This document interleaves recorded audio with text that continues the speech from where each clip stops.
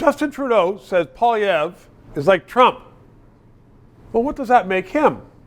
Before I ask that of my next guest, please subscribe. And we aren't paid by Justin Trudeau like a lot of other mainstream media, so please contribute. PayPal. John Capobianco is the big shot at, I always get this confused, Fleischman Hillard High Road, which is an amazing PR, worldwide PR firm.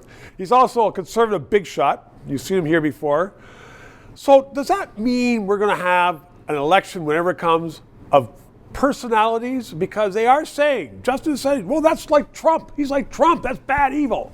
Well, you know when the Liberals are in trouble, when they start comparing the leader to somebody else, because of course they're void of any policies themselves or any good news they have themselves. Policies. They're just all debunked. Well, and they're not working for the country. But you know, I think the challenge with equating somebody to a personality is that what does it make you? And then people will say, okay, well, you might be able to say that, but if they don't believe it, they'll just consider it bunk. Oh.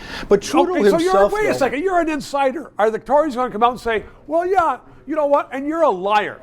Well, listen, this next campaign, whenever it is, it's going to be brutal. It's going to be a tough fought campaign. Is it going to be nasty like that? I think it's going to be nasty. I think it's going to be nasty only because of the fact that it just by virtue of the issues that are involved and the severity of where this country is, that Pierre is going to make sure that Canadians know there's a contrast between what you're going to get with him as the Prime Minister in waiting or what you've been getting with Prime Minister Trudeau over the last 8 or so years. And that's why it's going to be an important election, this one. And so it could get dirty, but do you think your party is going to continue the dirt that the Liberals have already started? Or are you going to, you might say we're holding back because we don't have to be like that. Well, they're going to throw dirt at Pierre because at the end of the day, the numbers show and the polling shows now consistently over the last number of months, the trend line, and that every demographic is now supporting Pierre Poilievre and the Conservatives. And when that happens and the Liberals are backed into a corner, Stephen, you know, they will attack at all costs. We saw in the last 2 elections with Andrew Scheer as leader and as Aaron O'Toole as leader, they will spare at nothing to make sure that they remain in power, and they will use whatever they have at their hands to make sure that Pierre Poilievre gets seen as a negative person. For the women who are watching, and I see it already, don't vote Conservatives because they are going to, get rid of your right of abortion.